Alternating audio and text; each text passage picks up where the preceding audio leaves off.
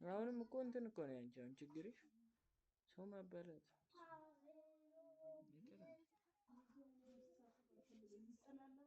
አንተ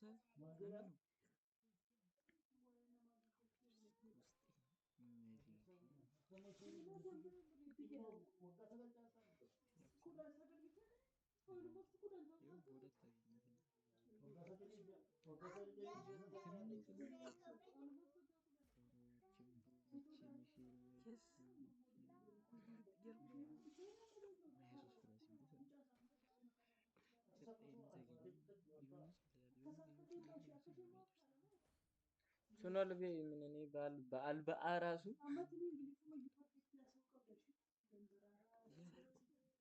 ሌላ